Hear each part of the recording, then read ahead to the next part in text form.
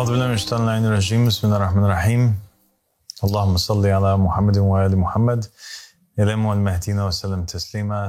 alaikum wa rahmatullahi wa barakatuh. Ma chère sœur et disciple Hadila Khouli. Wa alaykum salam wa rahmatullahi wa barakatuh. Assalamu alaikum wa rahmatullahi wa barakatuh. Mes chers frères et sœurs qui sont présents ce soir. Et assalamu alaikum wa rahmatullahi wa barakatuh à tous les croyants et les non-croyants qui nous regardent.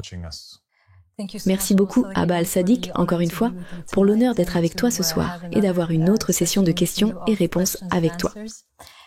Et comme toute personne qui suit la Darwa le sait, il y a des milliers et des milliers de personnes qui rejoignent cet appel depuis le monde entier. Des personnes qui refusent d'apprendre sur Dieu ou sur leur religion de qui que ce soit d'autre que celui qui a été désigné par Dieu, c'est-à-dire toi. Et il y a aussi des personnes qui sont curieuses et interpellées lorsqu'elles entendent parler de cet appel, ce qui les pousse à poser des questions et à en savoir plus. Nous avons donc reçu une multitude de questions du monde entier, de la part de croyants et de non-croyants. Et Inch'Allah, si cela te convient, j'aimerais commencer à poser ces questions. Je t'en prie, merci. Donc, la première question vient de Hassan Al-Mahdi de Jordanie. Et la question est la suivante. Mon maître et Seigneur, Abdullah Hachem Abba Al-Sadiq, que la paix, la miséricorde et les bénédictions de Dieu soient sur toi. Tu es la paix, et la paix vient de toi. Mon maître, avec ta permission, j'aimerais partager avec toi une vision que j'ai eue. Dans cette vision, quelqu'un me parlait de toi, et j'ai ressenti la grandeur de cet homme qui me parlait.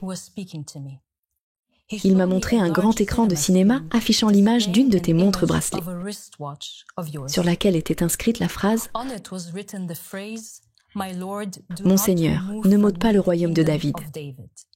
Cet homme m'a répété cette phrase afin que je la mémorise, et je l'ai mémorisée. Lorsque je me suis réveillée, je me suis retrouvée à la répéter « Mon Seigneur, ne m'ôte pas le royaume de David ». Je l'ai même écrite sur un morceau de papier. Louange à Allah, le Seigneur des mondes, et dit « Mon Seigneur, accrois-moi en savoir. Merci mon maître. Ton serviteur, Hassan Al-Mahdi de Jordanie. » Wa alaykum salam wa rahmatullahi wa barakatuh à mon cher frère Hassan de Jordanie. C'est un beau rêve qu'il a eu et je le remercie de l'avoir partagé avec nous. Et la signification de ce rêve est qu'Allah subhanahu wa ta'ala lui dit en substance à travers ce rêve de s'assurer de s'accrocher au royaume de David et de ne pas le lâcher. Et le royaume de David est la Da'wa du Qa'im et il se manifeste dans la personne de Qa'im, car le Qa'im est l'héritier et le successeur de David en ces temps, et c'est lui qui, selon les narrations, gouverne selon la jurisprudence de David, et c'est lui qui hérite et qui porte comme symbole dans sa dawa l'étoile de David. Subhanallah. Alhamdulillah Rabbil Alamin. Merci, Abba Al-Sadiq. Merci, Hadil. La prochaine question vient en fait du Bangladesh. Elle provient d'une sœur. Son nom est Famida. Et je vais lire la question. Cher Qaim Abba Al-Sadiq Abdullah Hachem, j'espère que ce message te parviendra en bonne santé et avec un esprit élevé. Mon nom est Famida Hassan Rima et je t'écris depuis le Bangladesh. J'admire profondément ta guidance et ton leadership. Et ce serait un honneur de recevoir tes éclairages sur plusieurs questions concernant notre foi. Si possible, je serais reconnaissante si tu pouvais répondre à ces questions dans ta prochaine vidéo. Cela signifierait énormément pour moi, car je m'efforce de soutenir l'imam Ahmed Al-Hassan, le premier Mahdi, et de suivre ton leadership estimé. Je propose une théorie selon laquelle la Kaaba que nous voyons aujourd'hui est en effet la même Kaaba qui a été initialement construite par le prophète Abraham et autour de laquelle le prophète Muhammad tournait. Cependant, bien que la structure physique de la Kaaba soit restée la même, sa signification spirituelle a été altérée au fil du temps. La véritable essence et le but de la Kaaba, tels qu'ils ont été établis par Abraham et Muhammad, ont été obscurcis en raison de malentendus et de déviations par rapport aux pratiques originelles. L'imam Mahdi, le guide droitement guidé, brisera physiquement la Kaaba dans le futur et la reconstruira, restaurant ainsi sa signification spirituelle. Cet acte ne constituera pas une destruction du lieu sacré, mais plutôt une transformation purificatrice visant à lui redonner son objectif divin. La reconstruction impliquera la présence collective des prophètes réincarnés, des saints, des compagnons vertueux et des successeurs légitimes des prophètes, garantissant que la nouvelle Kaaba sera un lieu de véritable adoration et de guidance pour l'ensemble de l'Oumma. C'est pour cette raison qu'Al-Yamani, imam Ahmed Al-Hassan, accomplit le Hajj et la Omra et appelle les gens. Puis elle pose la question, ai-je raison dans ces compréhensions ?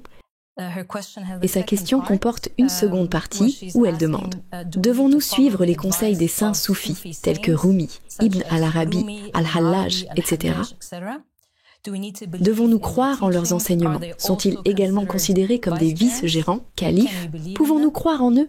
Pouvons-nous pratiquer des ordres soufis, tels que l'ordre Qadiriya ou l'ordre Chishtiya, etc. Les saints soufis sont-ils considérés comme des individus vertueux ou des âmes justes? Ceci était la fin de la question. Assalamu alaikum wa rahmatullahi wa barakatuh. À la sœur Fahmida de Bangladesh, elle pose essentiellement deux questions. La première concerne sa compréhension de la Kaaba et le fait qu'elle ne serait pas la Kaaba. Elle propose une théorie. Sa théorie est que la Kaaba est la Kaaba. Et comme mentionné dans la question, elle demande si sa compréhension est correcte. Sa compréhension n'est pas correcte en ce qui concerne la Kaaba. La vérité au sujet de la Kaaba est qu'elle a été initialement construite dès le tout début par Adam. Elle a été ensuite détruite, puis reconstruite plus tard par Abraham. Donc Abraham n'est en réalité pas la première personne à avoir construit la Kaaba. Il s'agissait d'une reconstruction de la Kaaba. Maintenant, la Kaaba qu'Abraham a reconstruite est également différente de la Kaaba autour de laquelle le prophète Mohammed sallallahu alayhi wa sallam tournait et accomplissait le Hajj. D'accord? Ce sont deux différentes Kaabas. Il existe des narrations de Mohammed et de la famille de Mohammed où le prophète Mohammed sallallahu alayhi wa sallam déclare très clairement que si il avait eu des gens capables de supporter cela en son temps, il aurait reconstruit la Kaaba de la même manière qu'elle était au temps d'Abraham. Ce qui indique que la Kaaba autour de laquelle il adorait n'était en réalité pas la véritable Kaaba. Maintenant, la Kaaba autour de laquelle tournait le prophète Mohammed sallallahu alayhi wa sallam était également différente de la Kaaba actuelle qui se trouve à la Mecque. Ok? Et la Kaaba actuelle, qui se trouve à la Mecque, n'est pas la Kaaba originelle datant du temps d'Abraham. Elle fait partie de 22 Kaaba qui existaient autrefois à la Mecque en ces temps-là. Donc, toute la région était remplie de Kaaba. De la même manière que si vous allez en Égypte et que vous voyagez à travers l'Égypte et le Soudan, vous constaterez qu'il existe de nombreuses structures en forme de pyramide disséminées dans tout le pays ou dans tous ces pays. La plupart d'entre elles sont des petites imitations des trois grandes pyramides. Il n'y a rien de comparable aux trois grandes pyramides. Mais néanmoins, il existe un grand nombre de structures pyramidales dans ces deux pays. Ainsi, en Égypte, au Soudan, en Irak, au Cham et à la Mecque, il existait de nombreuses Kaabas dans toute la région. Donc, cela s'étend de l'Égypte au Soudan jusqu'à la région du Cham en Jordanie et redescend jusqu'à la Mecque. Il y avait de nombreuses Kaabas. Chaque tribu arabe avait une Kaaba qui était associée à sa tribu. Donc, la Kaaba autour de laquelle tournait le prophète Mohammed sallallahu alayhi wa sallam était la Kaaba des Bani Hashim, la Kaaba qui appartenait à la tribu de Hashim. Et cette Kaaba a été détruite, d'accord? Maintenant, la Kaaba actuelle est la Kaaba des Quraysh. Et ce n'est même pas la Kaaba originale des Quraysh. C'est une nouvelle Kaaba qui a été reconstruite récemment pour remplacer l'ancienne Kaaba des Quraysh qui avait été détruite. Ainsi, la véritable Kaaba que le Qa'im va construire ou que l'imam Mehdi alayhi salam va construire est la Kaaba originelle d'Abraham. Et cette Kaaba existe en Jordanie, plus précisément à Petra. Et c'est la Kaaba originelle vers laquelle les gens seront obligés d'accomplir le Hajj ou d'y aller en pèlerinage. Donc voilà en ce qui concerne l'histoire de la Kaaba. Sa théorie selon laquelle il s'agirait de la même Kaaba n'est malheureusement pas vraie. La majorité de notre histoire a été corrompue et 99% de cette histoire n'est que mensonge. C'est quelque chose qu'Ahmad al-Hassan a affirmé dès le début de la Darwa et c'est une réalité choquante et difficile à accepter pour beaucoup de gens. La seconde partie de la question concernait les soufis. Et elle se demandait si, essentiellement, si certains de ces saints soufis, entre guillemets, étaient des vice-gérants. Elle a mentionné quelques noms comme Rumi et Ibn al-Arabi, n'est-ce pas? Ces soufis particuliers qu'elle a mentionnés sont tous sunnites. Ce sont des soufis qui sont sunnites. Or, cette darwa est une extension et une branche de l'islam chiite, n'est-ce pas? Et l'islam chiite et l'islam sunnite ont de profondes divergences entre eux, des divergences si vastes qu'il est très difficile pour leurs récits historiques respectifs de coexister.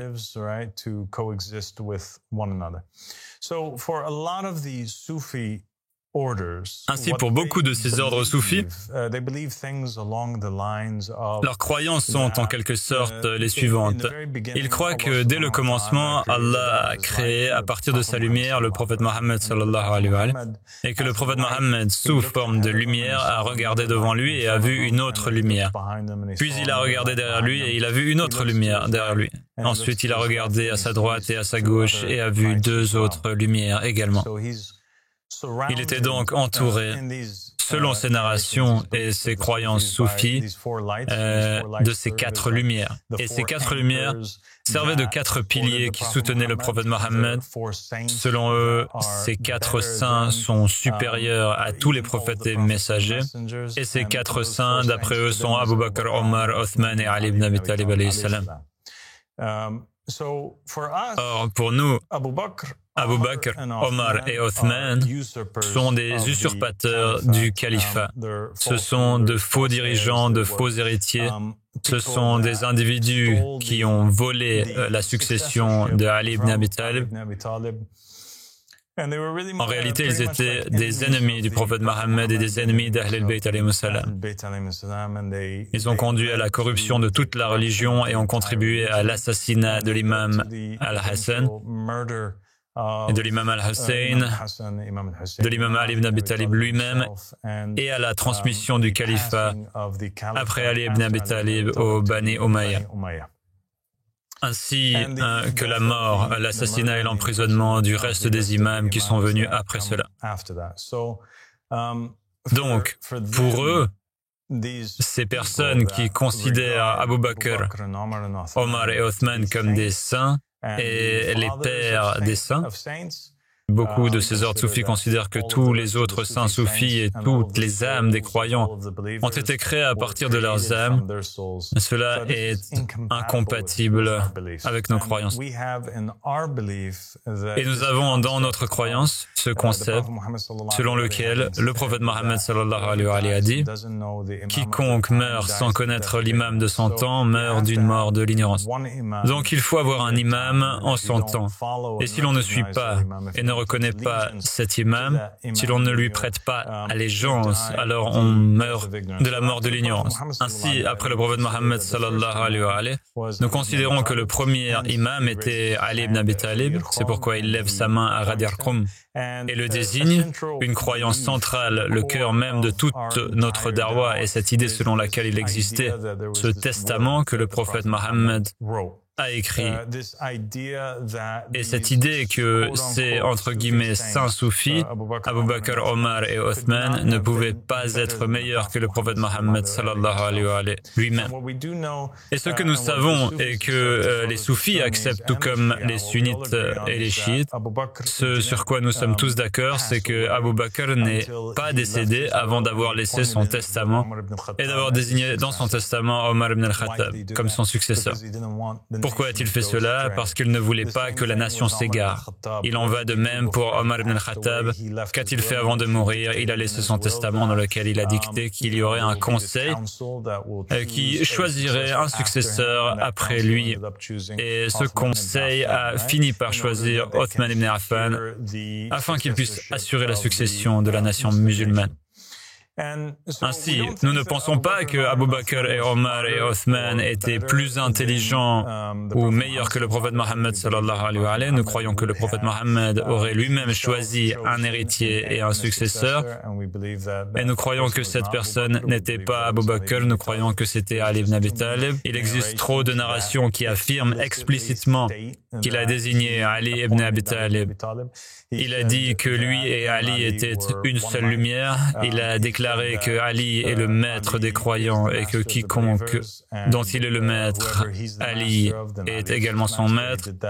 Il a fait cela à Ghadir Qum avant sa mort devant 70 000 personnes. Il a dit que Ali est pour lui ce que Aaron était pour Moïse, sauf qu'il n'y a pas de prophète après lui et Aaron était le successeur de Moïse. Ainsi, il a indiqué et affirmé à de nombreuses reprises que Ali ibn Abi Talib était son héritier et son successeur légitime.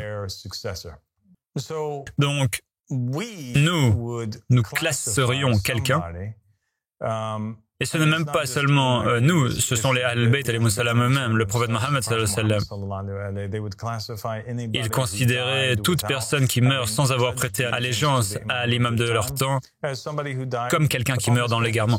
D'où l'affirmation du prophète, il mourra dans l'ignorance, n'est-ce pas, quelqu'un qui ne connaissait pas la guidance. Ainsi, nous croyons que ces soi-disant saints soufis étaient des personnes qui sont mortes sans avoir un engagement d'allégeance sur leur cou envers l'imam de leur temps. Et il est insuffisant de prétendre aimer les Ahl al-Bayt alayhi salam sans d'abord se déclarer innocent des ennemis de Ahl al-Bayt alayhi salam. Ainsi, vous ne pouvez pas aimer à la fois Moïse et Pharaon et dire ce sont de grands hommes. Vous ne pouvez pas aimer Adam et Iblis, vous ne pouvez pas aimer Caïn et Abel, vous ne pouvez pas aimer Jésus et Ponce Pilate ou Jésus et Judas Iscariote. Cela ne fonctionne tout simplement pas, n'est-ce pas? Et il en va de même pour le prophète Mohammed. Vous ne pouvez pas aimer Mohammed et en même temps aimer ceux qui ont tué les enfants de Mohammed, Abu Sufyan, les Bani Umayya et ceux qui les ont soutenus. Vous ne pouvez pas aimer Ali ibn Abi Talib et l'encourager alors qu'il combattait la moitié des compagnons à la bataille du chameau, par exemple. Vous devez choisir un camp. Et les Ahl al-Bayt alayhi salam ont été très clairs à ce sujet. Celui qui ne choisit pas de camp et reste sur la touche est une personne qui n'a pas bénéficié à quiconque dans l'islam, ni à personne parmi les mécréants. Il est un démon muet qui ne sert à rien. C'est pourquoi nous considérons que la position adoptée par les soufis est une position incorrecte. C'est celle d'un démon muet. Vous devez choisir un camp. Vous ne pouvez pas aimer les deux à la fois. Cela étant dit, nous pensons qu'il y a beaucoup de bonnes personnes qui ignorent tout simplement l'histoire des musulmans. Elles ne savent pas que le prophète Mohammed sallallahu alayhi wa sallam avait écrit un testament sur son lit de mort. Elles ne savent pas qu'on lui a ordonné de se taire sur son lit de mort, qu'on lui a dit de ne pas partager son testament dans le célèbre récit appelé la tragédie du jeudi. Beaucoup de gens ignorent ces faits. Ils ne savent pas que le petit-fils du prophète Mohammed, l'imam al-Hussein, à propos duquel il a été dit « Al-Hussein est de moi et je suis de Hussein. Dieu aime celui qui aime Al-Hussein. Al-Hassan et Al-Hussein sont les maîtres de la jeunesse du paradis. Beaucoup de gens ignorent que l'imam Hassan a été poignardé, qu'il a été empoisonné. Beaucoup de gens ignorent que l'imam Hussein a été décapité, que sa tête a été placée sur une lance. Imaginez, ils ont décapité le petit-fils du prophète Mohammed sallallahu alayhi wa sallam. La même tête que le prophète embrassait. Ils l'ont coupé à la manière de Daesh et ils l'ont placé sur une lance, la brandissant grandissant à travers les terres musulmanes, marchant avec sa tête qui saignait. Cette tragédie est pire que la crucifixion même de Jésus-Christ dans le christianisme, pire que le meurtre de n'importe quel prophète, messager ou successeur dans toute l'histoire de l'humanité, depuis Adam jusqu'à aujourd'hui. Ces gens n'avaient aucune honte. Il est essentiel que nous fassions connaître cette vérité. Ceux qui ont ouvert la porte à la légitimité d'autres dirigeants que ceux désignés par le prophète Mohammed sallallahu alayhi wa alayhi.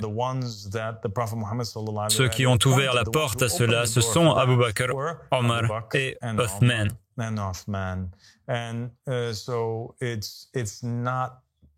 C'est pourquoi il nous est impossible de recommander. Les gens qui suivent l'un de ces ordres soufis s'égarent profondément dans les ténèbres de la nuit. Ils n'en ont aucune idée. Et beaucoup de ces ordres soufis ont été fondés 1000 ans après la mort du prophète. Ils suivent des cheikhs quelconques, des individus qui se proclament eux-mêmes saints, qui deviennent saints uniquement parce qu'ils disent avoir fait un rêve dans lequel ils ont découvert leur propre rang spirituel. Ainsi, ils se sont proclamés saints eux-mêmes, inventant des choses et ajoutant à la connaissance de Ahl al-Bayt alayhimus salam, car les soufis ont une vénération particulière pour Ali ibn Abi Talib et les Ahl al-Bayt alayhimus salam. Ils puisent donc dans leur savoir, mais y ajoutent des pratiques comme tourner en rond, tournoyer, répéter les noms d'Allah subhanahu wa ta'ala d'une certaine manière, ainsi qu'y mêler des chants et des danses afin d'être enivrés par l'amour d'Allah subhanahu wa ta'ala. Tout cela n'a aucun sens et cela ne mène à rien du tout. C'est une fabrication inutile et Allah ainsi que son messager en sont totalement innocents. On ne peut pas comparer ces individus aux véritables successeurs divins car ils n'apportent aucune preuve. Pour suivre quelqu'un, il faut s'assurer qu'il ait été désigné par Dieu. C'est tout le fondement de notre religion. Notre principe est le suivant. Nous venons de Dieu et nous ne prenons que de la preuve de Dieu. Donc, nous ne pouvons pas simplement suivre un certain Rumi sous prétexte qu'il a formulé quelques citations inspirantes, qui ne sont probablement même pas de lui, mais il les a certainement reprises des Ahl al-Bayt alayhimus salam. Ce n'est pas ainsi que nous fonctionnons. Nous devons savoir qui nous suivons et où il nous mène. Pour nous, nous ne suivons que les preuves de Dieu, et qui sont les preuves de Dieu? Ce sont ceux que Mohammed a désignés. Nous ne voulons entendre que la parole de Mohammed. Mohammed était le messager d'Allah, sunnites, soufis, chiites, quelle que soit leur branche, tous s'accordent sur cela. Nous sommes donc attachés à ce qu'il a dit, et c'est cela que nous prêchons. Nous appelons à revenir, voir ce que le prophète a dit, et sur son lit de mort, nous découvrons que sunnites et chiites s'accordent pour dire qu'il était mourant. C'était le jeudi avant son décès, il était très malade, allongé sur son lit, entouré de certains compagnons. Il leur dit, mes compagnons, je veux vous dire quelque chose, apportez-moi un papier et un stylo. Je vais vous écrire quelque chose, si vous y tenez fermement, vous ne vous égarerez jamais. Imaginez cela, une promesse divine du prophète, qui ne parle pas de lui-même. Tout ce qu'il dit vient de Dieu. Dieu parle à travers lui. Il donne ici une promesse divine. Allah subhanahu wa ta'ala, par l'intermédiaire de Mohammed, assure que si nous nous accrochons à ce document, nous ne nous égarerons jamais. Et malheureusement, Omar ibn al-Khattab était dans la pièce et il s'exclama, « Qu'est-ce que c'est que cela? Le prophète délire, ne lui donnez rien. Nous n'avons pas besoin d'entendre quoi que ce soit d'autre, nous avons déjà le Coran avec nous. » Puis il commença à se quereller avec les autres présents dans la pièce, les voix s'élevèrent, le prophète sur son lit de mort fut offensé et leur ordonna de tous sortir. Les narrateurs du hadith rapportent en larmes que ce fut la pire des tragédies. Nous avions entre nos mains le Saint Graal, une promesse de Dieu, une promesse que le Saint Prophète voulait prononcer avant de mourir, et nous lui avons pratiquement ordonné de se taire. Nous avons le Coran, nous n'avons pas besoin de toi. Et quel en a été le résultat? Rien de bon. Aujourd'hui, nous avons un millier milliers de sectes musulmanes, chacun interprétant le Coran différemment. Vous avez des gens qui interprètent le Coran à leur manière, qui coupent des têtes, qui font exploser des bâtiments, qui se font sauter. D'autres, au nom de leurs interprétations, se proclament marja, s'opposent à d'autres marja et des milices apparaissent un peu partout. C'est une folie. Tout cela ne serait jamais arrivé si nous avions simplement préservé ce testament. Et c'est ce que nous avons fait. Nous avons cherché et nous avons trouvé ce testament. Devinez quoi? Le prophète, sur son lit de mort, quelques jours plus tard, juste avant de mourir, car il est le prophète et sa volonté est la volonté de Dieu, a tenu à l'écrire. Il l'a dicté à l'imam Ali ibn Abi Talib, qui l'a rédigé. Et il y est écrit qu'après le prophète, il y aurait 12 imams et qu'après eux, il y aurait 12 Mahdi. Et devinez quoi? Le prophète les a nommés. Il a nommé le premier, Ali ibn Abi Talib, puis le deuxième, Imam al-Hassan al-Mujtaba, puis Imam al-Hussein alayhi salam, puis Ali Zayn al-Abidin, puis Mohammed al-Baqir, puis Jafar al-Sadiq, et Moussa al-Kazim, puis Ali al-Rida, et ensuite Mohammed al-Jawad, et Ali al-Hadi, et al-Hassan al-Askari, et enfin Mohammed al-Mahdi. Et il était écrit, ce sont les 12 imams. Après eux, il y aura 12 Mahdi. Et il nous a donné les 3 premiers noms des 3 premiers Mahdi, dont les noms sont Abdullah et Ahmed, et le 3e nom est Al-Mahdi. Donc, ce sont eux que nous suivons. Un homme est apparu, il a revendiqué le testament, il a dit « Mon nom est Ahmed, mon nom est dans le testament, voici la preuve que je suis l'imam légitime de notre temps, l'héritier légitime. » Dans cette darwa, moi-même, j'ai revendiqué que mon nom y est inscrit dans le testament, et mon nom y est bien inscrit, mon nom est Abdullah. Si je mentais à ce sujet, ou si Ahmed al-Hassan alayhi salam mentait à ce sujet, alors cela signifierait que la promesse faite par le prophète est fausse, qu'elle est annulée. Pourquoi? Parce que ceux qui me suivraient, alors que je revendique ce testament, seraient égarés. Et cela n'a aucun sens. Cela signifierait que ce testament, censé être une protection contre l'égarement, deviendrait une source d'égarement. Et c'est ainsi que nous procédons. Nous suivons uniquement les compagnons du testament et alhamdulillahi rabbil alamin, quant à ces soi-disant saints soufis, entre guillemets, ou à ces individus adeptes de certaines tariqas, ou à n'importe quel autre érudit, ces gens ne font que parler selon leur propre opinion et selon eux-mêmes. Et nous avons des narrations de Ahl al-Bayt alayhimus salam qui stipulent que si une personne propose une théorie ou une opinion et la présente, même si elle a raison, elle n'en tirera aucune récompense. Et si elle se trompe, elle en sera punie. Dans d'autres narrations, il est même précisé que cela revient à usurper les droits de Mohammed et de la famille de Mohammed.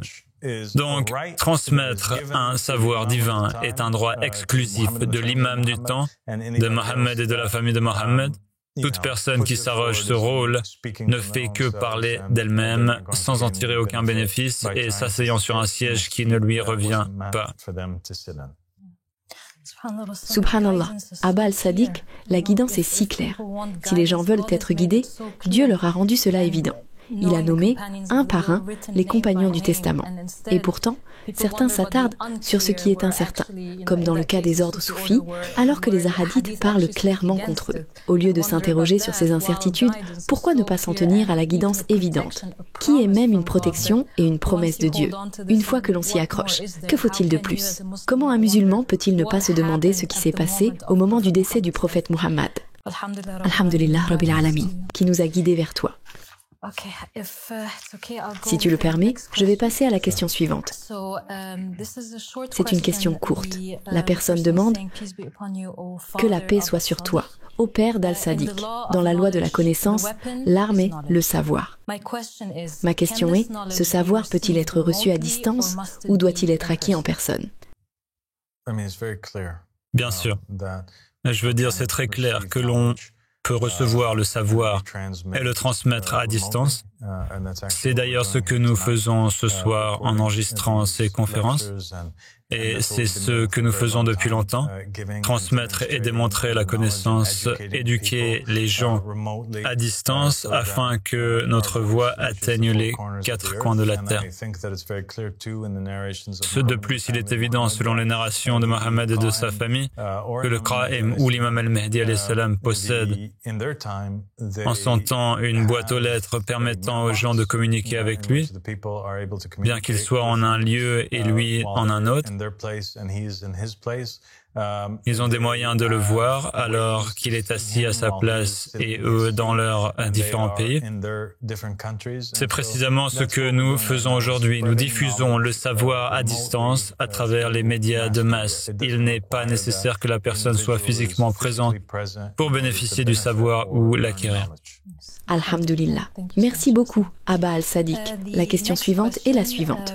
Ô Abba al-Sadiq, Qa'im de la famille de Muhammad, de toi viennent la paix et la miséricorde. J'ai vu en rêve que mes dents pourrissaient et tombaient une à une. Il y a 2 heures, j'ai écrit ce message sans le terminer, puis je me suis endormie. Dans mon rêve, je vous ai vu, mon père, et je vous ai demandé l'interprétation de cette vision. Vous m'avez dit que je pleurerais mes enfants. Mon père, cela signifie-t-il qu'ils vont mourir? Le prophète Mohammed sallallahu alayhi wa alayhi a dit que nos paroles dans le rêve ont la même valeur que nos paroles à l'état d'éveil. Je félicite donc la personne qui a vu ce rêve, car c'est quelque chose qui m'est aussi arrivé au tout début de la Darwa. Il m'arrivait de voir un rêve ou de me trouver face à une question ou une décision à prendre. Ensuite, je m'endormais et je voyais l'imam al-Mahdi alayhi salam ou Ahmed al-Hassan alayhi salam dans mon rêve. Il me donnait alors des instructions ou son interprétation et plus tard, en état d'éveil, il me donnait la même interprétation. Je la félicite donc pour cela. En effet, dans les visions, les dents qui tombent sont un symbole des proches. Dans ce cas précis, oui, l'une des significations possibles est que ces enfants pourraient décéder. Une autre interprétation est qu'elles pourraient pleurer leur perte d'une manière différente, peut-être sur un plan spirituel. Voilà donc le sens du rêve, tel que je lui ai expliqué dans son rêve. Et les rêves en général sont un sujet fascinant. C'est un thème très intéressant et nous devrions y consacrer un épisode afin d'essayer, Inch'Allah, de décrypter certains des symboles présents dans les rêves et d'aider les gens à mieux comprendre ces visions qui sont en réalité la parole d'Allah subhanahu wa ta'ala adressée à ses serviteurs.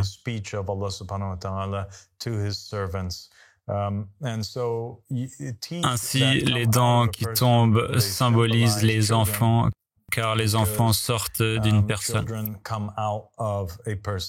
Il en va de même pour les doigts sur les mains, par exemple, qui peuvent représenter des frères et sœurs proches, ou encore des enfants qui viennent de cette personne.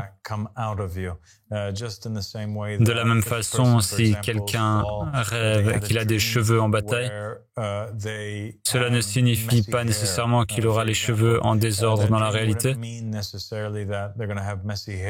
Il faut prendre du recul, analyser les symboles présents et se demander que veut nous dire Allah, que veut nous dire Dieu à travers ce rêve. Les cheveux poussent d'où? De la tête. Et qu'est-ce qui sort aussi de la tête? Les pensées. Ainsi, les cheveux en bataille symboliseraient des pensées désordonnées dans le monde du rêve. Si quelqu'un rêve qu'il reçoit beaucoup d'argent, il faut se rappeler que dans ce monde physique, la monnaie et ce qui nous permet d'acheter des choses et d'acquérir un certain statut dans la société.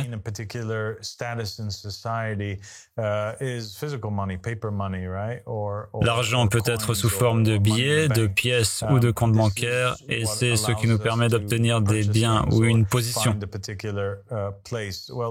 Or, dans l'au-delà, notre statut est déterminé par nos bonnes actions. Ainsi, voir de l'argent en rêve symboliserait en réalité les bonnes œuvres. Dieu ne parle parle pas ici d'argent physique sur Terre, mais d'autre chose. Par exemple, si l'on voit une femme enceinte dans un rêve, cela ne signifie pas nécessairement qu'elle va tomber enceinte ou qu'elle donnera naissance à un enfant. Cela a une signification différente. Et que se passe-t-il lorsqu'une femme est enceinte? Elle porte quelque chose en elle. Et souvent, ce qu'elle porte est un poids, une charge. Or, les charges sont semblables à des fardeaux. Ainsi, lorsqu'une personne rêve qu'une femme est enceinte, cela signifie généralement que cette femme porte un fardeau ou des soucis. Accoucher dans un rêve symbolise alors un soulagement de ses préoccupations ou de ses fardeaux.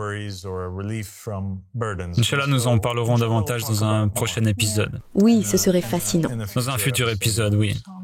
Merci beaucoup, Abba Al-Sadiq. La prochaine question est un peu plus longue. Je vais commencer à la lire. Que la paix soit sur ceux qui suivent la guidance.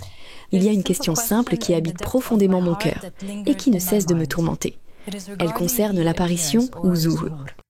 Vous dites que l'imam al-Mahdi, paix sur lui, est apparu, mais lorsque nous vous demandons pourquoi nous ne l'avons pas vu, vous nous montrez une photo d'Abdullah Hachem ou d'Ahmed Ismail. Et lorsque je mentionne cette narration qui parle uniquement de l'apparition de l'imam Muhammad al-Mahdi, qu'Allah hâte son avènement, personne ne me répond. Le récit est le suivant. Al-Mufaddal ibn Omar a dit « Gloire à Allah, combien cette science est profonde ». Il, paix soit sur lui, dit « Oui, ô Mufaddal, transmets-la à nos partisans afin qu'ils ne doutent pas de la religion ». Al-Mufaddal demanda « Ô mon maître, à quel endroit le Mahdi apparaîtra-t-il » Il, paix soit sur lui, répondit « Aucun œil ne le verra au moment de son apparition, sauf que tous les yeux le verront. Et quiconque te dit le contraire, rejette sa prétention. » Al-Mufaddal demanda « Ô mon maître, ne sera-t-il pas vu au moment de sa naissance ?» Il répondit « Oui, par Allah, il sera vu du moment de sa naissance jusqu'à l'heure du décès de son père, soit 2 ans et 9 mois. Sa naissance aura lieu à l'aube, dans la nuit du vendredi, le 8e jour de Sha'ban de l'année 257, jusqu'au vendredi 8e de Rabi al-Awwal de l'année 260, qui est le jour du décès de son père. Dans la ville située sur la rive du Tigre, bâtie par le tyran arrogant nommé Jafar, celui qui a été appelé à tort Al-Mutawakkil, celui qui se confie à Dieu, alors qu'il est en réalité Al-Muta'akil, celui qui est voué à la ruine. Qu'Allah le maudisse. Cette ville est appelée Sura Man Ra'a, plaisante à celui qui la voit, alors qu'elle est en réalité Sa'a Man Ra'a, néfaste à celui qui la voit. Sa personne sera vue par le véritable croyant en l'an 260. Mais celui qui doute et manque de confiance ne le verra pas. Ses commandements et ses interdictions seront appliqués là-bas, jusqu'à ce qu'ils disparaissent, pour ne réapparaître qu'au palais de Sabar, près de Médine, dans le sanctuaire de son grand-père, le messager d'Allah, paix et bénédiction sur lui et sa famille. Là, il sera rencontré par ceux qu'Allah bénira en leur permettant de le voir. Puis, il disparaîtra le dernier jour de l'année 266, et alors aucun œil ne le verra jusqu'à ce que tous les yeux le voient. Et ensuite, il cite le récit extrait de Bihar al-Anwar. Ce récit parle clairement de l'imam al-Mahdi, paix soit sur lui. Alors pourquoi montez-vous à son sujet et prétendez-vous qu'il est apparu il y a 10 ans, alors que nous ne l'avons pas vu? J'espère donc obtenir une réponse claire de votre part. Bien sûr, j'aimerais lui donner une réponse très claire. L'interrogateur pose une question très importante. Et en résumé, il dit « Vous êtes des menteurs. Pourquoi êtes-vous des menteurs ?» Parce que j'ai ce récit dans lequel l'imam Sadiq alayhi salam a dit que l'imam Mahdi alayhi salam allait naître à cette date, puis disparaître à cette date, puis réapparaître dans le futur. Et lorsque cela arrivera, il n'y aura pas un seul œil qui ne le verra pas. Or, vous prétendez qu'il est apparu il y a 10 ans et personne ne l'a vu. Cela signifie donc que vous mentez.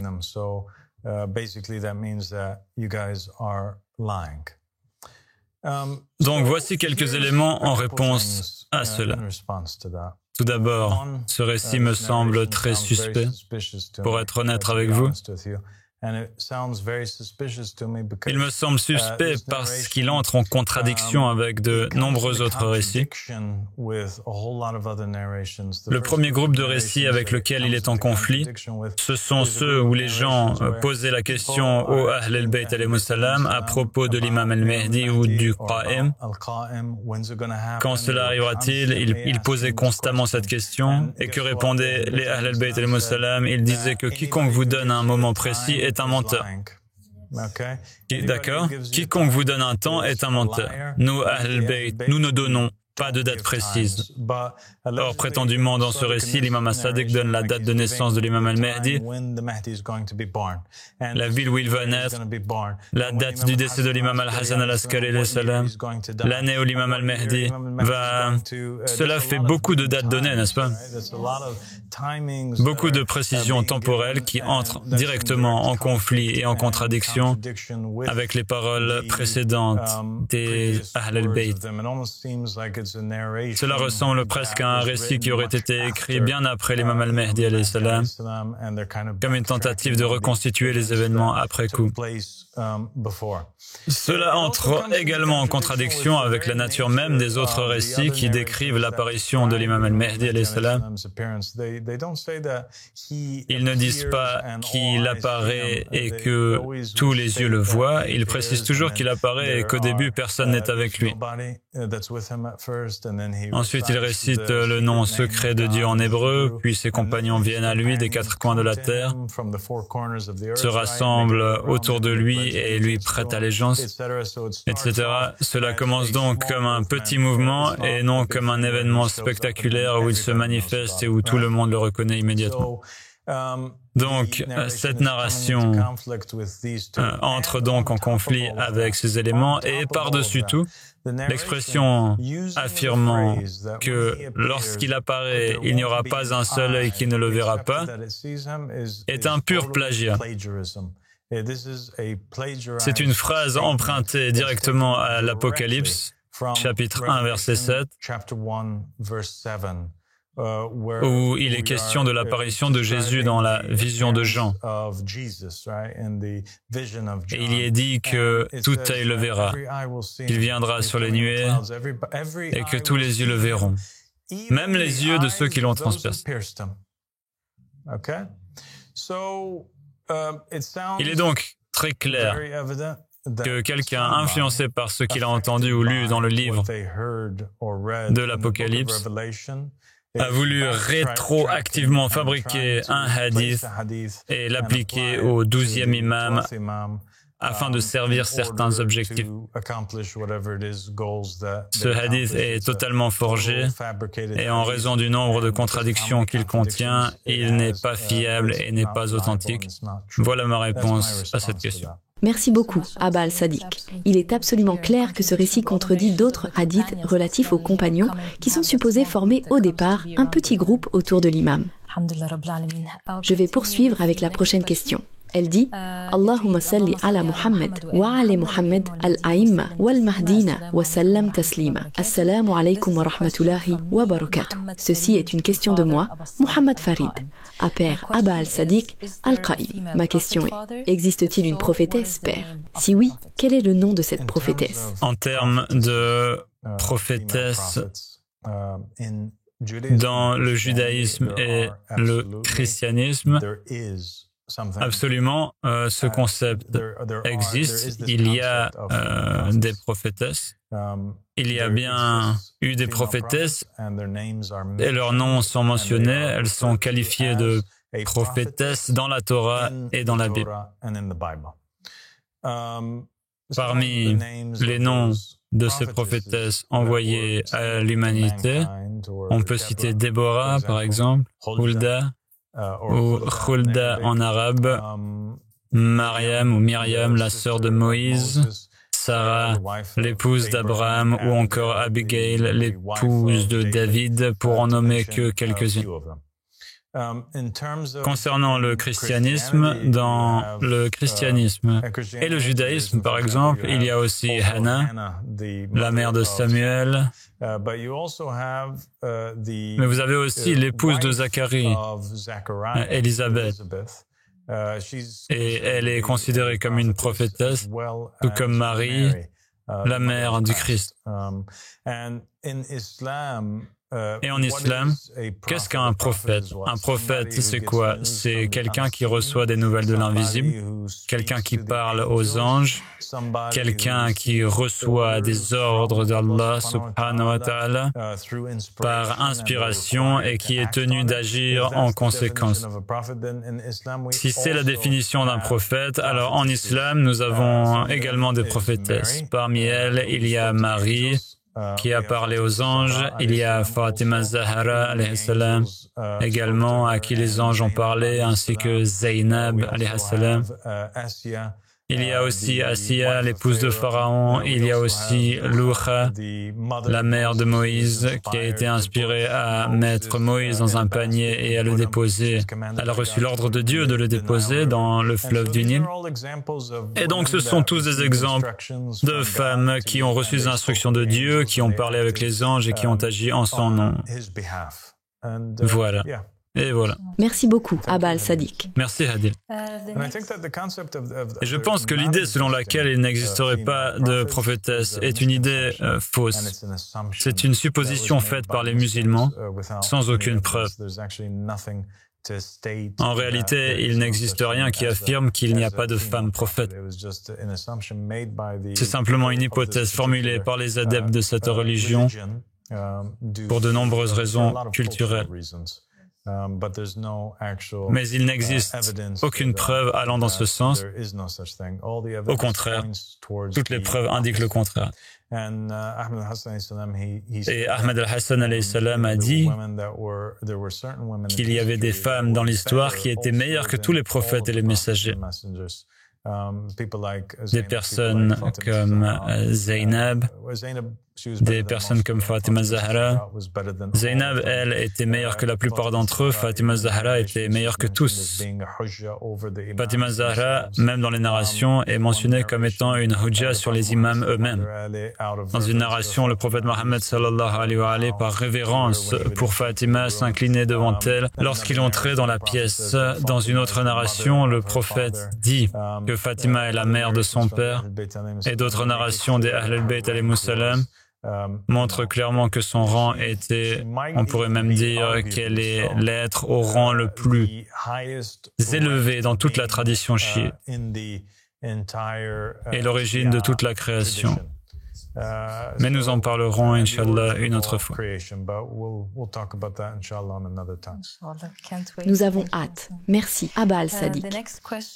La prochaine question concerne ce qu'on appelle la justice divine. Un incident s'est produit impliquant des jumeaux siamois, où l'un d'eux a commis un meurtre méritant une rétribution, ou qisas. Lorsque l'affaire a été portée devant le juge, celui-ci s'est retrouvé perplexe, car si la rétribution était appliquée aux jumeaux coupables, le jumeau innocent mourrait également. C'est comme si le juge disait que le Coran n'était pas un catalogue approprié pour la justice, la réalité et l'humanité. Donc la personne qui a envoyé cette question semble vouloir tester la légitimité de la da'wa ou me mettre à l'épreuve en posant une question dont elle pense que la réponse est particulièrement difficile. La seule chose malheureusement pour cette personne, c'est qu'elle a probablement oublié que cet incident existe déjà dans certaines narrations juives. C'était une ancienne histoire juive rapportée dans le Midrash. Il y avait un cas qui fut présenté à Salomon où un homme avec deux têtes, donc des jumeaux siamois, fut amené devant Salomon. Il plaidait leur cause en matière d'héritage, affirmant qu'ils devaient recevoir une double part car ils étaient deux personnes et non une seule. Salomon devait alors décider s'il devait les traiter comme deux individus distincts, puisque chacun avait une tête, ou s'il devait être considéré comme une seule personne, puisqu'ils partageaient le même corps. Ce que fit Salomon, c'est qu'il prit la tête de l'un d'eux et la couvrit avec un tissu. Ensuite, il prit de l'eau bouillante et la versa sur la tête de l'autre. Et lorsqu'il fit cela, les deux commencèrent à crier de douleur.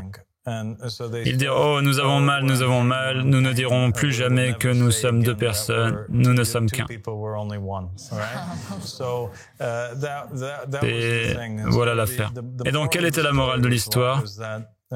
Salomon était confronté à ce dilemme et devait faire un choix. Le choix qu'il fit et qu'il démontra aux gens était que ces individus nés en même temps et dont la mort de l'un entraînerait la mort de l'autre en raison de leur partage du même corps devaient être comptés comme une seule personne. Et nous savons grâce à notre Darwa et à Ahmed al-Hassan alayhi salam qu'il existe des êtres dans cet univers qui possèdent deux âmes dans un seul corps. Et ce fait qu'ils aient deux âmes dans un seul corps ne signifie pas qu'ils doivent être comptés comme deux individus distincts. Donc, tant qu'ils se trouvent dans un seul corps, ou tant que deux jumeaux siamois sont liés et ne peuvent pas être séparés chirurgicalement, ils sont comptés comme un seul être, car il s'agit d'un seul corps. Ainsi, c'est le corps qui définit un corps qui naît à un moment particulier et qui meurt à un moment particulier. Peu importe combien de têtes il a, si ce corps naît à un moment et meurt à un autre, il est compté comme un. Subhanallah. Merci infiniment. Oui, c'est cela, la justice divine. Alhamdulillah. Alhamdulillah. La prochaine question. Salam alaikum wa rahmatullahi wa barakatuh. Question d'une femme juive messianique. Jacob, le fils d'Isaac, a trompé son père Isaac pour recevoir sa bénédiction à la place de son frère Ésaü. Plus tard, il a lui-même été trompé par ses propres fils lorsqu'ils lui ont fait croire que Joseph était mort. Est-ce un exemple de rétribution karmique tel qu'expliqué par l'imam Ahmed al-Hassan, alayhi salam? Donc, cette histoire particulière qui existe dans la Bible hébraïque,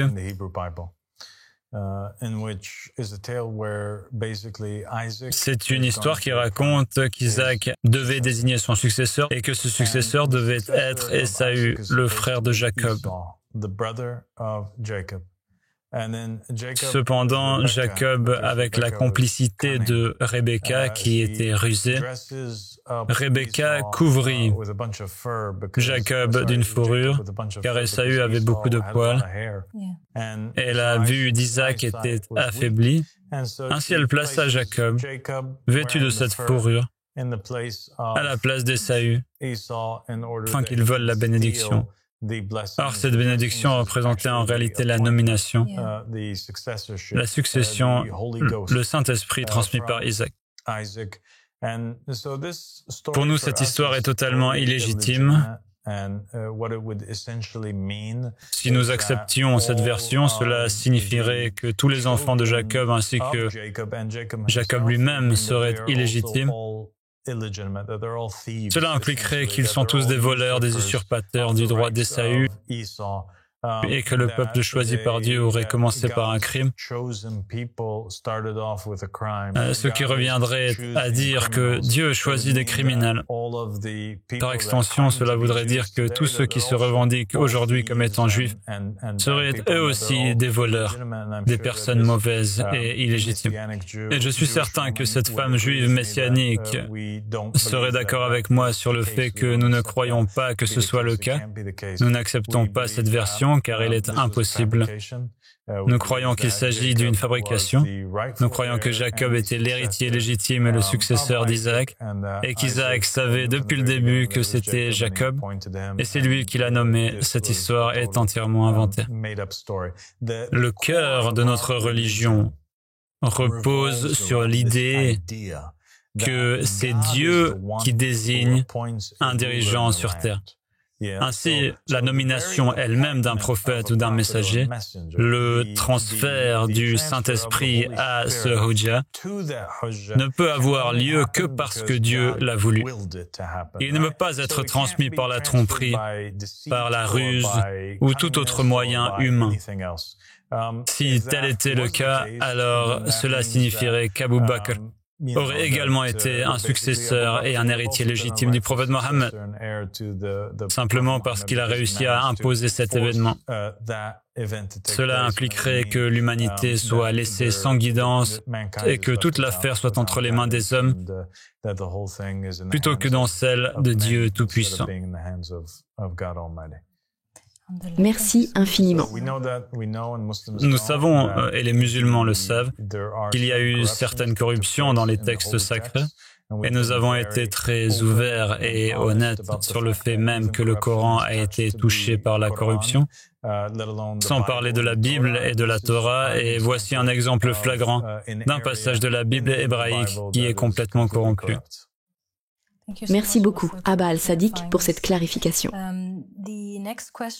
La prochaine question vient de Kevin Collado et il dit « Assalamu alaikum wa rahmatullahi wa barakatuh. J'espère que ce message vous trouve en bonne santé. Je suis Kevin Miro Collado. J'ai prêté allégeance à notre Père, à notre Mahdi, que la paix soit sur lui. Pourriez-vous m'en dire plus sur la jurisprudence de la religion ? J'ai pratiqué l'islam chiite, puis on m'a dit que je devais continuer à manger de la viande sacrifiée. Puis je travaillais dans un restaurant servant de la viande non sacrifiée. Merci beaucoup. » Et la deuxième partie de sa question, il demande également « Puis-je travailler dans un magasin où je devrais traiter des transactions de billets de loterie ? De plus, comment se marie-t-on ? L'homme doit-il donner la dot à la mariée avec des témoins du mariage ? Le mariage temporaire ou muta est-il halal ? Telles étaient les questions. » D'accord, merci beaucoup pour cette question, Kevin. Et les réponses en bref sont oui, tu dois toujours manger de la viande halal. Et la viande halal est celle qui est sacrifiée de la manière appropriée avec le nom de Dieu récité sur elle. Deuxième question, puis-je travailler dans un magasin qui vend de la loterie ? Oui, tu peux travailler dans un magasin qui vend de la loterie et il n'y a rien de mal à cela.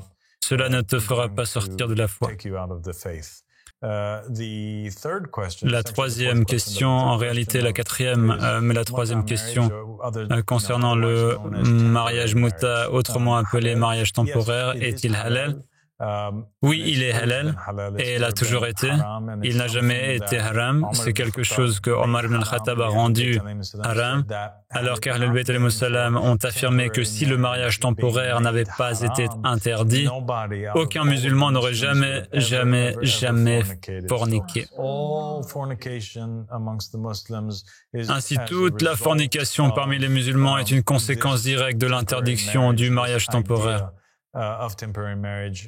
de cette loi et de ce commandement divin ayant été retiré aux musulmans. En termes simples, cela aurait permis aux musulmans, par l'échange de vœux, de légitimer une relation de type petit ami, au lieu qu'elle soit considérée comme une relation hors mariage, une fornication ou un adultère. Et en ce qui concerne les règles du mariage, les règles du mariage sont très simples. Il est interdit d'épouser un mineur. Cela n'est pas permis. Ainsi, la femme doit être en âge de se marier. L'homme aussi doit être en âge de se marier. Les mariages forcés sont interdits et rendent le mariage illégitime, d'accord ? Ainsi, les deux doivent être en âge légal. Tous deux doivent consentir et vouloir s'engager dans ce mariage. Ensuite, ils doivent échanger leurs vœux. Et les vœux sont très simples. La femme dira simplement à l'homme « Je me marie avec toi », d'un mariage permanent ou d'un mariage temporaire, selon la sunna d'Allah et de son messager, et avec la dot de, puis elle mentionne la dot. Ensuite, l'homme lui répondra simplement « j'accepte ».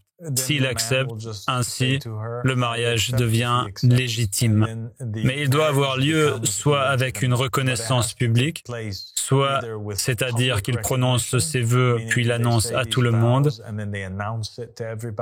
Ils peuvent être seuls pour dire les vœux, mais doivent ensuite informer tout le monde. Par exemple, dans un groupe WhatsApp ou en appelant leurs parents et leurs membres de famille, soit en présence de deux témoins pour que le mariage soit légitime.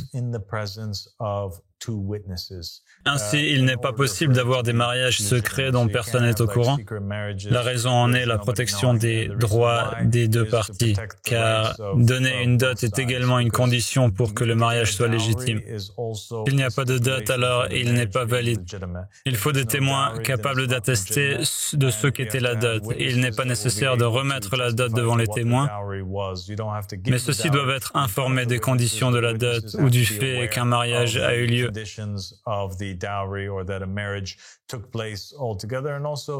Cela vise également à préserver les droits de la femme dans le cas où elle tomberait enceinte ou si un enfant était impliqué dans la situation ou l'arrangement, ainsi qu'à témoigner en général de toute autre règle ou condition que les époux souhaiteraient ajouter au contrat. Cela étant dit, beaucoup de gens ne le savent pas, mais nous pouvons l'annoncer ce soir. Tout croyant, où qu'il soit dans le monde, qui souhaite se marier avec la personne qu'il aime, ils peuvent le faire en contactant notre équipe de communication. Nous pouvons organiser une cérémonie où l'un des évêques responsables du mariage prononcera les vœux nuptiaux avec eux lors d'un appel sur Zoom, par exemple. Ensuite, nous pourrons leur délivrer et leur envoyer un certificat de mariage officiel de la religion Ahmadi de la paix et de la lumière, signé de ma main. Donc, si quelqu'un est intéressé par cela, il peut contacter l'équipe de communication et nous organiserons cela pour lui. Il y a également beaucoup de personnes qui ont choisi de se marier ici, au siège. Dans ces cas-là, j'ai moi-même prononcé les vœux.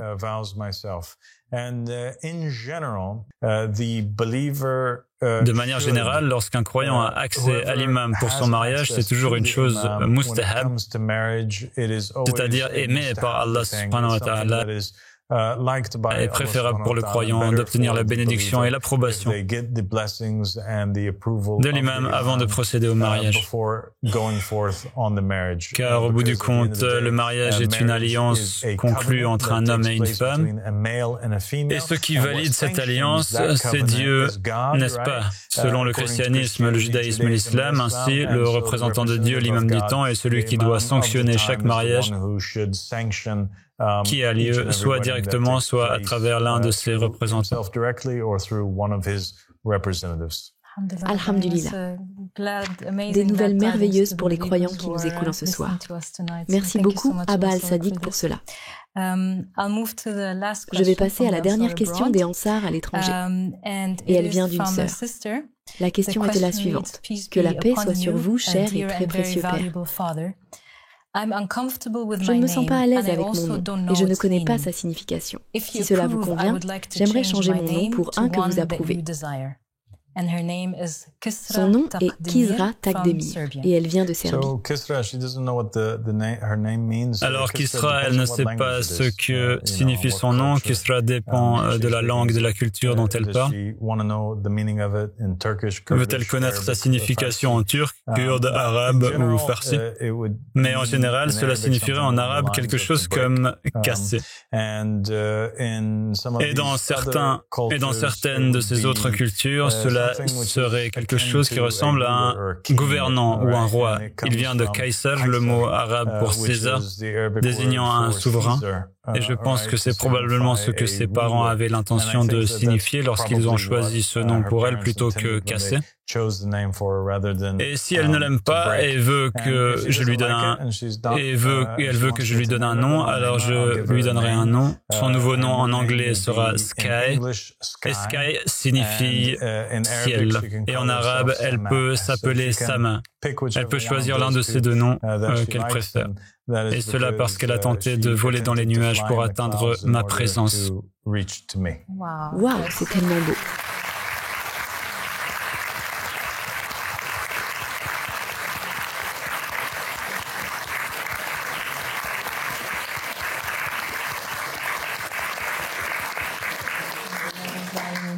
Félicitations à Kisra. Que Dieu te bénisse. Merci à vous tous de m'avoir rejoint et Inch'Allah, nous nous rencontrerons à nouveau. Merci beaucoup, Abba Al-Sadiq. Salam alaikum. C'était magnifique. Merci beaucoup. Salam alaikum wa rahmatullah.